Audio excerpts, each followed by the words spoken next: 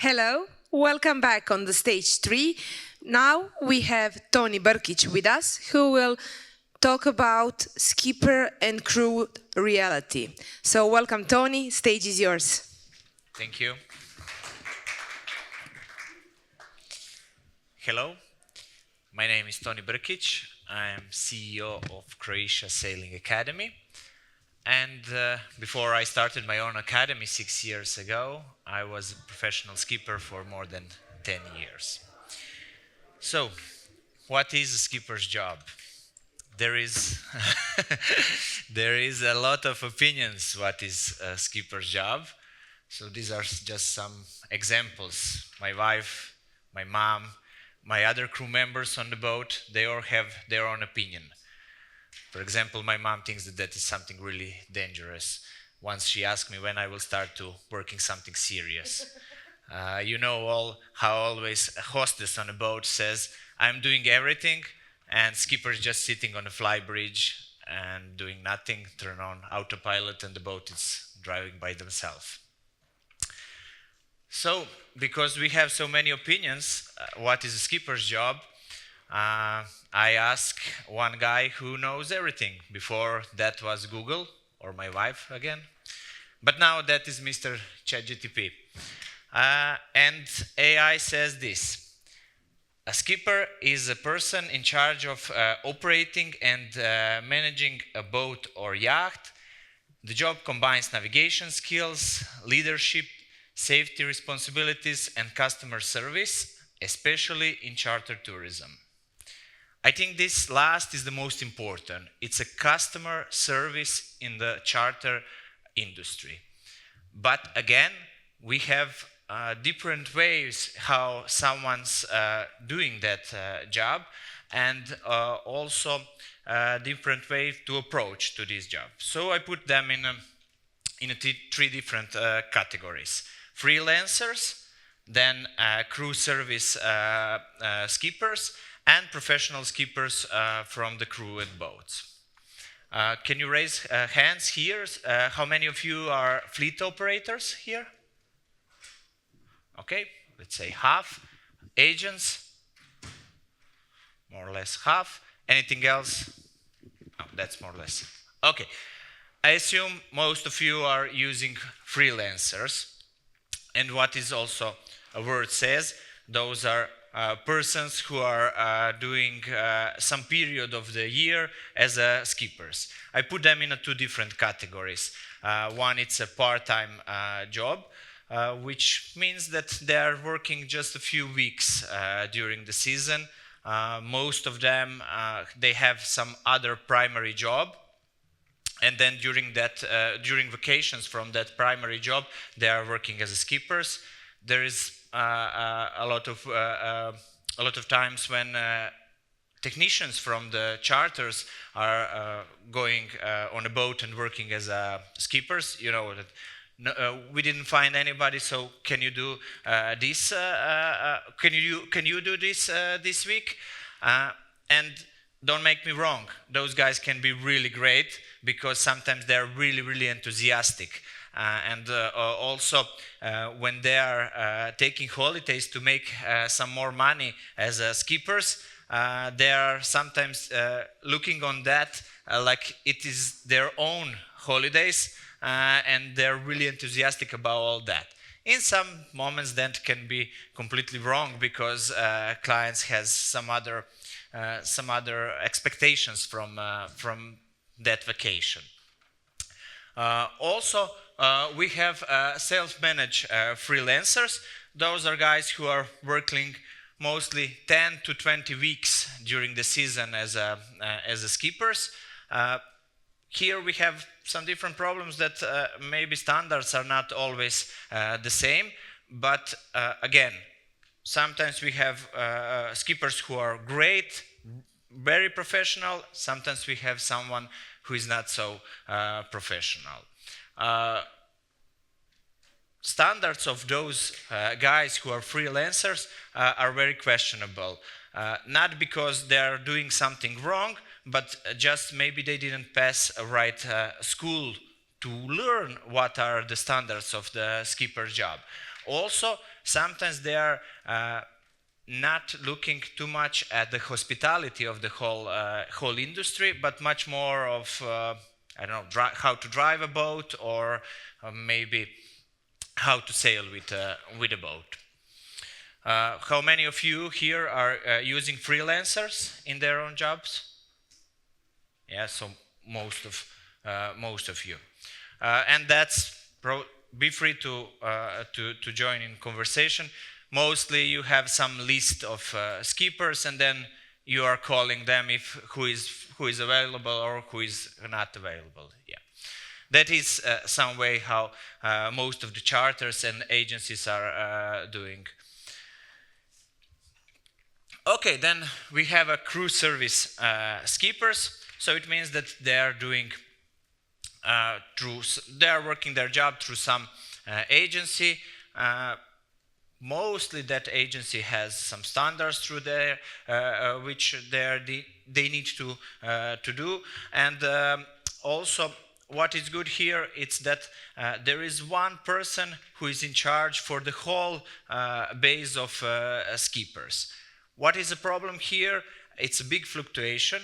Usually that fluctuation is because skippers are in skipper services doesn't earn so much money as they maybe expect, but this is maybe the best way how we can standardize all skippers, that they are all working in the same way. And then, anybody use any skipper service? Not here. Okay. And then we have a professional crew on the crewed boats. I know that NCP has some crewed boats, Sailing Forever, Moss Sailing also. Okay. So those are professionals who primarily coming from these first two sources. So probably most of the skippers first work as a freelancer for 3 or 5 years, and they were really good, and then someone invited them on the crewed boat. Second option is the same way. They are working through some skipper service agency, and then they came on the bigger boat. What we see in the last few years, that there is a big expansion of the big boats, especially in Croatia.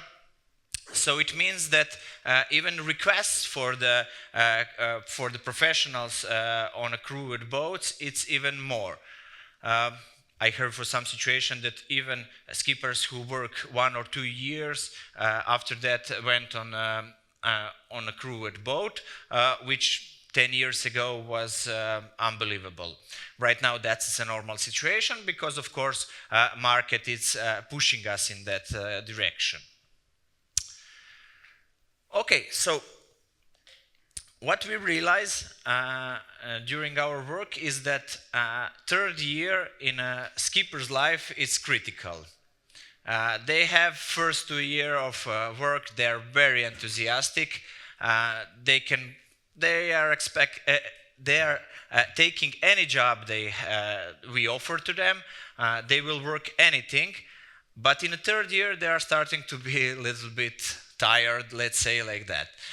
And after third year, either they are leaving the industry, they are maybe finished their college, they are going in some other industry, or maybe they want to have family life, or maybe they got a job in a charter industry, but not as a skippers. And then after 3 years, even they are leaving the industry, or they are staying as a professionals, and then they will work for like 15, 20 weeks in a role. That part is also a little bit tricky, because if someone is working 10 or 15 weeks in a role, we have here big possibility of a burnout. What we realize is the best way to arrange a skipper job in a way that they are working 3 weeks and then 1 week of, let's say, holidays or going home. Yeah, because when we are on a boat, even the boat, it's great, everything is perfect, but it's a small space. We have a different type of clients, and it's not so easy to take such a long role in one piece. Okay. This is the biggest problem of our industry because the high demand of requests are coming in the peak of the season. Is it the same situation in Turkey? Yes, same thing. All those informations are, of course, from Croatia because we are working in Croatia. Mm-hmm. In September and October. Okay, so it's a little bit different than different months, but the situation is the same.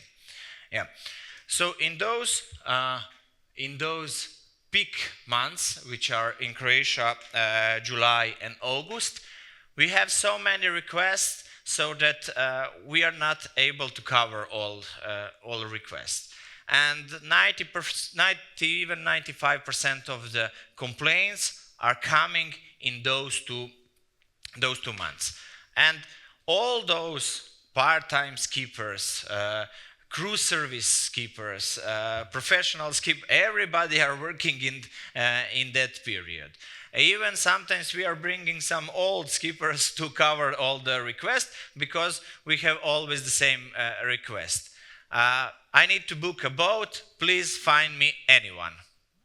And that creates a lot of course, problems. Even in those months, because it's such a busy time in Croatia, especially in Split region, then all those skippers need to explain to the clients that they need to come earlier in the marinas, to come earlier in a bay to find a good spot. So, what is solution? We are asking ourselves for a long time what is a solution. Is it maybe a solution to create a different price policy for skippers in a top of the season and pre-season and post-season? Is that maybe a way that the skipper costs more in the top of the season and less in, for example, April? Or is it the time to give a skipper bigger daily fee? From my opinion, just to give a bigger daily fee, it not creates immediately better quality. But if we create the whole policy in a way that we are charging more skippers in the top of the season and less in the pre and post season, that can maybe push even our clients to maybe arrange their holidays in some different months of the year. Anybody has opinion about that? No? It would be good to try. It's a completely different, of course, it's a completely different way of charging a skipper during the whole season. But probably it happened to all of you that in the top of the season, second week of August, for example, some skipper cancel booking in Friday afternoon because he will tell you that he's sick or something like that, but he actually is going to another charter for 10 euros more. So those are all problems that we are facing in our top season. Maybe this is the way how we can solve that.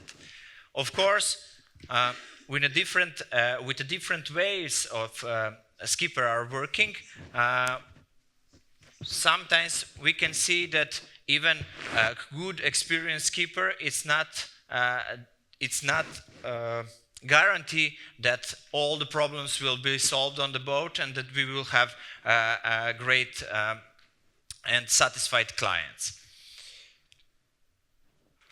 complaints, are they maybe the new normal? What we can see now, that complaints started to be popular. I will just give one example. We had a crew on one boat, and it was everything nice. It was a good week on the boat, nice weather. And on the end of the week, person who was on that boat take a paper and pencil and start walking around boat and writing things.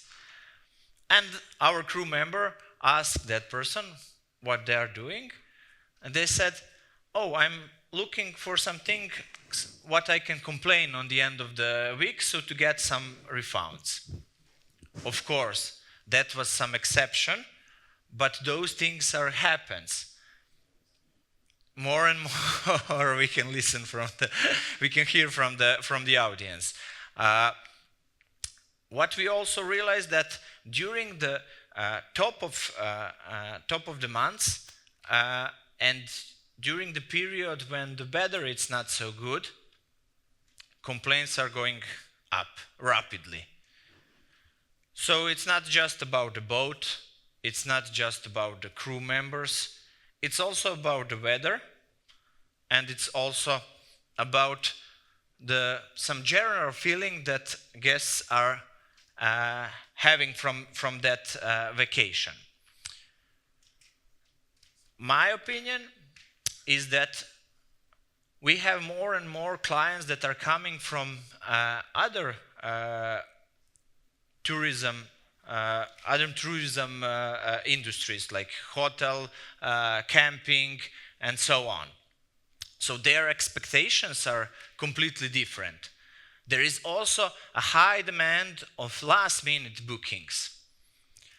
When we have a last-minute booking, we have a completely different price, which means that on the boat it's coming someone who is usually cannot afford that for themselves. So that is definitely one reason. Second reason, it can be that then we don't have even time to explain them what they can expect from the boat, from the crew, and from Croatia in general. I'm talking about Croatia because I am in Croatia, but it's the same way for Turkey, Italy, Greece, or any other destination. So we need to create a system how we can educate them, what they can expect. Last season, Croatian Chamber Association of Charter Industry accepted the document of the standards of crew in bareboat charter. So it's not standards of the crew in crewed boats, it's standard in a bareboat charter. Be free to contact me after this. I can send you the whole document. But it's important that everybody who is in our industry, through those materials, trying to educate every client who is coming on the boat, so that clients are coming with realistic expectations, that they are not expecting from the skipper or a hostess that the meal will be prepared in the middle of the night, for example. Maybe that's possible on a 40-meter yacht, but it's not possible in a bareboat charter. That is responsibility of all of us to explain our clients what they can expect from the crew on the bareboat charter. Because yesterday, even on a panel, we heard a lot about experience, how to sell experience to clients, how to create even experience, but that's not possible just from the renting of the boat. The biggest part of customer's experience is actually coming from people, and through that it's coming from crew who is on the boat. Crew can create experience for the clients. They are mostly responsible for that. If the boat has one scratch more or less, it's not important if we have a right crew on the boat. So even before, when I ask you, most of you tells that you have freelancers for skippers, and you have some base of skippers. It's not necessary. It's not necessary to have on each boat professional crew, but that group of skippers or hostess or as any other crew member, even they are freelancers, they can be an extra educated. They can be called to come to extra education. I will just give one example. We in Croatia Sailing Academy, as we are a cruise service, every season we are organizing extra education, even for very experienced skippers. And there is always the same question that they are asking. Why we need to come on education? Because we already know everything. We are experienced. We are working for 20 years. But my answer is always the same. Professional athletes are really good in that, what they are doing. But anyway, every day they are practicing the same thing again, to be excellent. And that's the difference between some average skipper, but not just skipper, it's any business is the same. From average skipper to excellent skipper, it's practice and practice and practice. And in practice, it's not necessary that the practice is on the boat, that they are practicing how to maneuver a boat. Probably they know that really, really good.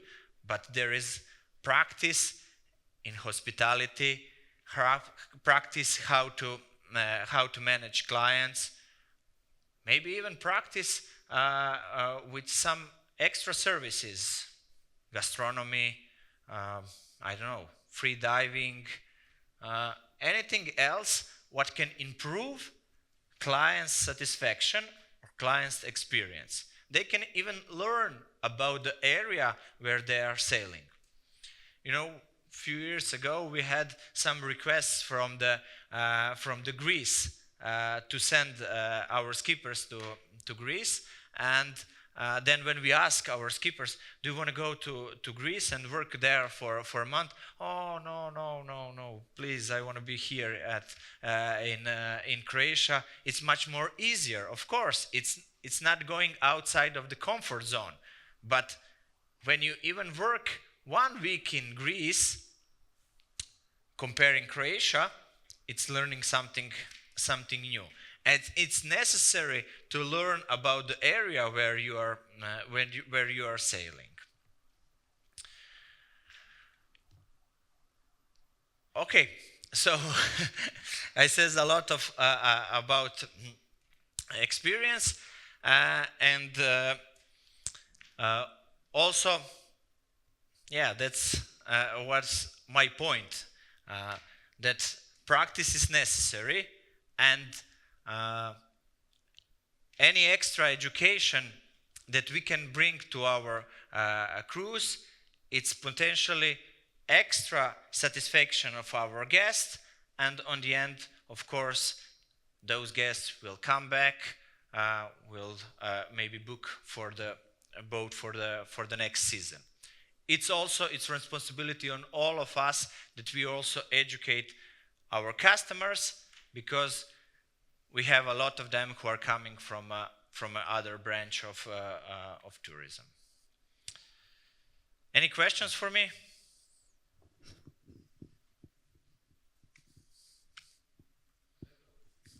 Please. A second.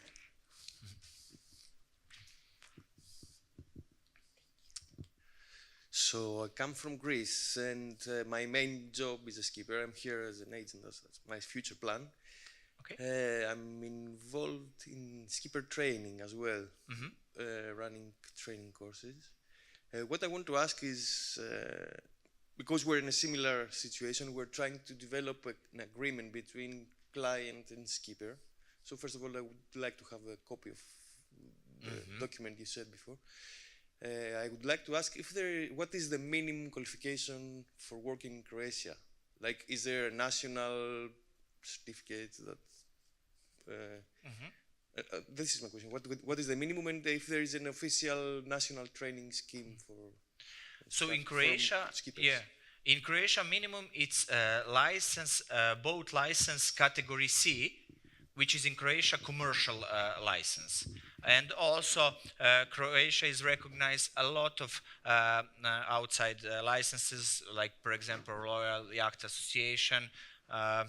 There is on a Ministry of Maritime, there is the whole list of recognized licenses that Croatia is recognized as a license. But the minimum is Croatian license category C, which is commercial license. But do you have some group of skippers, chamber of skippers in Greece? Because I heard a lot from a lot of Greece charters that there is a big problem in Greece to find a skipper. There is also some problems in bureaucracy, how to pay them, also about the insurance policies of the skippers and so on.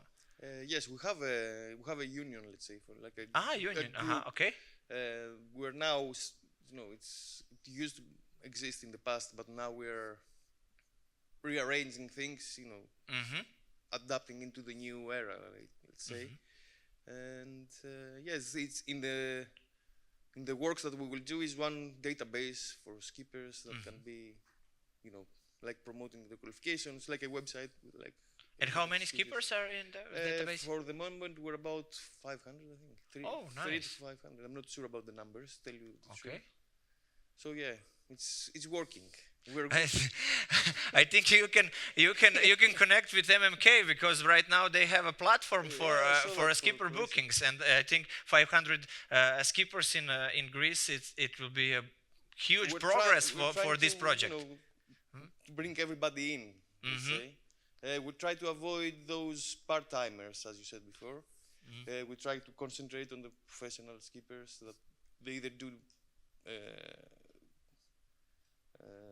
bareboat charters or crude charters. So yeah, it's we also call them in Croatia hobby skippers. Parachuters, we call them. But as I said in that moment, sometimes that's great, because they are coming on the boat it's their own holiday, and they give all of themselves to do that. But sometimes it's expectations of the clients are something different. I think this is in Greece a great story, and it can be connected with MMK, because, as I said, there is even we are cooperating with some agencies in Croatia, and they are asking us a lot. Can we start in Greece, and so on, so on. So this is great. Thank you. Hi, everybody. Just one thing to mention. We spoke about this list on the website from the maritime. On the government's website, those licenses are listed only for the clients who are renting a bareboat charter. It's not for professional use. And my question to our colleague is, which kind of license you need to have in Greece to work as a professional skipper? Yeah, good question. Is there already like a proper training like we are planning to make in Croatia? This is a big, big issue. Like, because if you want to work in commercial capacity, you should have a commercial license, right? So, as a professional skipper, I need to have a Ministry of Shipping kind of certificate.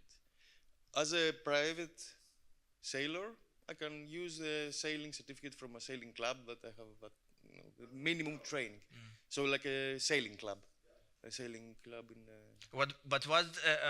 What means professional license in Greece? Commercial. Commercial, yeah. Commercial. So the minimum below 24 meters, the minimum, it is accepted the sailing club's certificate. So I can work with my sailing certificate, but there are some black areas, some dark areas. Gray area. Areas, yes. Gray area. Not black, gray, yeah, you're right. Most of the skippers in Greece are now doing the RY8 master just because it's a higher training, and a lot of companies ask it, insurance companies ask it. So this is what we're mainly doing. Do you have enough RY training centers? We do have plenty of them. But we can exchange experience, as you said before. People that want to work there, or people from there want to work here. So Yeah, from last season, MMK is offering online booking of the skippers, which I think it's a great opportunity for any skipper. So this year you can work in Croatia, next year you can work in Italy or Greece, so that we are sharing our knowledge, and that we are sharing, let's say, our areas of sailing, that anybody can try something else, and sharing, of course, experiences. And we will help you to share your distribution, your availability online in real time, which brings you a lot of income in the end. I'm curious about Turkey. While we shared Croatian and Greek experience, will you be able to share the Turkey, please? So what is the main question? Sorry. Licenses that are required. As a charter boat, as a commercial boat, we have to have a seaman's book, seaman's book, which is provided by the government. But as a private boat, I'm not sure how to translate in English, but it's just Is there a specific license that you need to have in Turkey in order to be a professional skipper on the boat? Except the Siemens book that you mentioned. no. No. Oh, no. That's it. And that is provided by government. Yeah. Also RY for there are some gray areas. Oh, we are very surprised.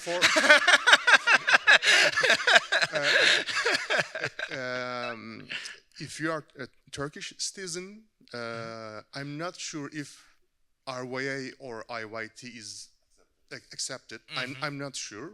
Probably it's accepted. But if you are foreigner, of course, RYA or IYT or some local license are allowed. Okay. And is it true? I will just one more time go back to Greece, please.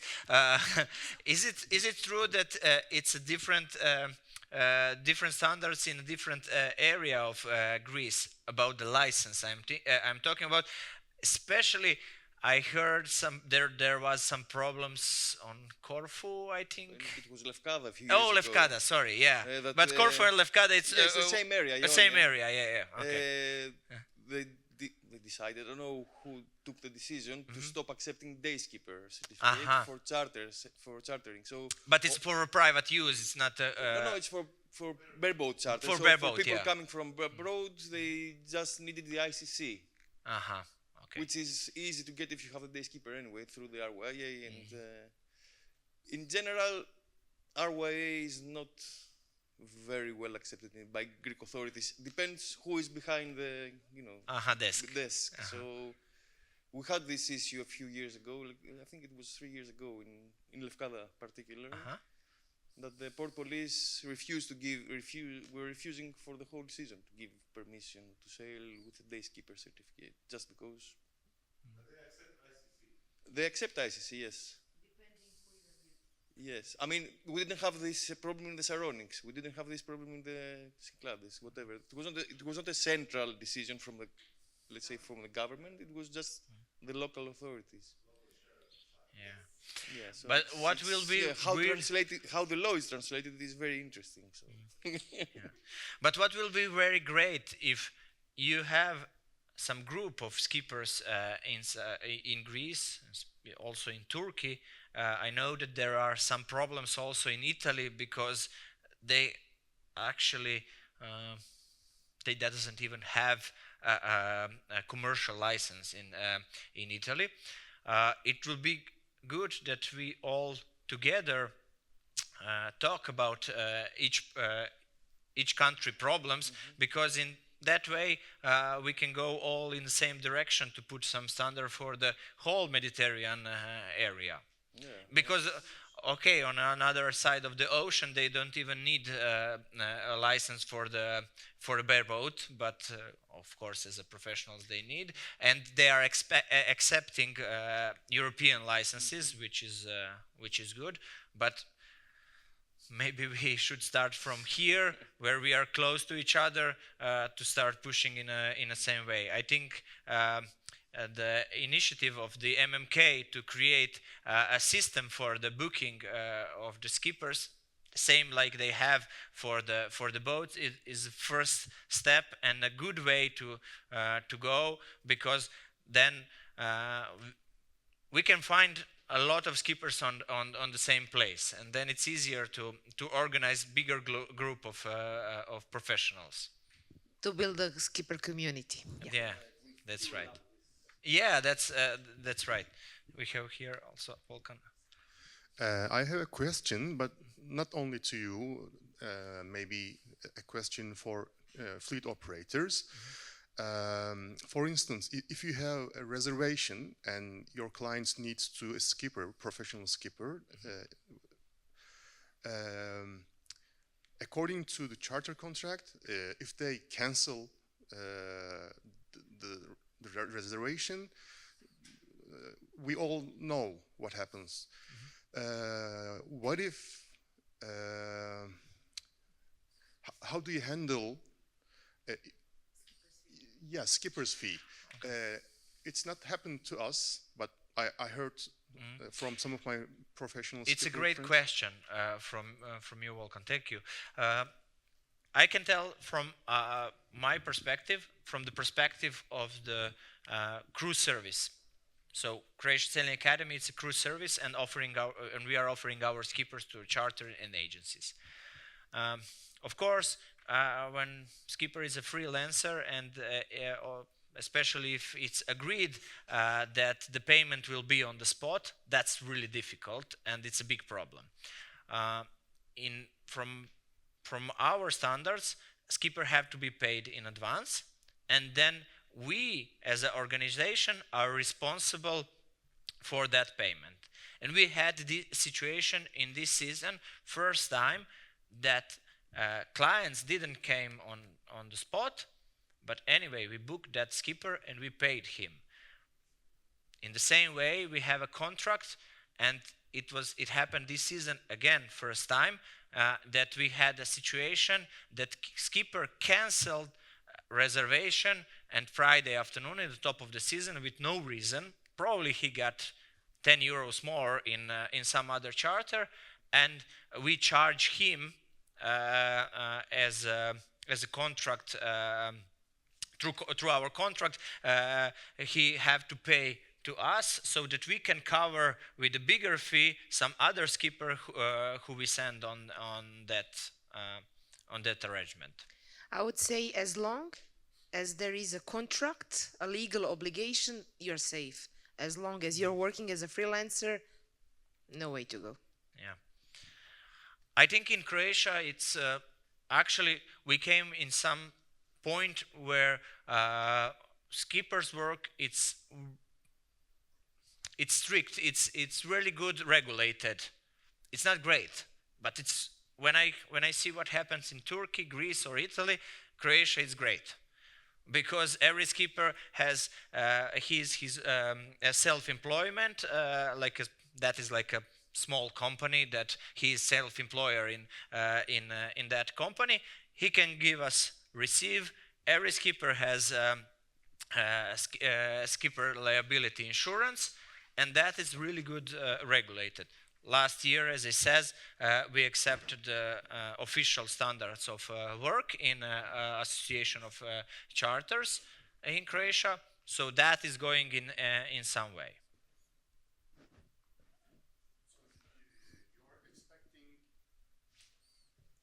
So as a charter company, you are expecting skipper's fee before your clients, before clients came. Yeah, I cannot tell you that there is possibility always, but that is the way where we are going. And we as a skipper service, we have with few partners that arrangement that they are paying skipper in the same way they are paying a boat. I think that's the point, because we don't do. We I understand, yeah. And yes. yeah. And they're probably Yeah, paying yeah. in cash. Yeah. So yeah. When a charterer cancels the booking, then we may not get the payment of the skippers. Yeah. Understandable, yeah. Thank you. Any other question? Okay. We have some requests to maybe finish a little bit earlier to catch a table on I hear that the lunch today is pretty good. Thank you, Toni, for an Thank you amazing all. presentation. Thank you all for attending.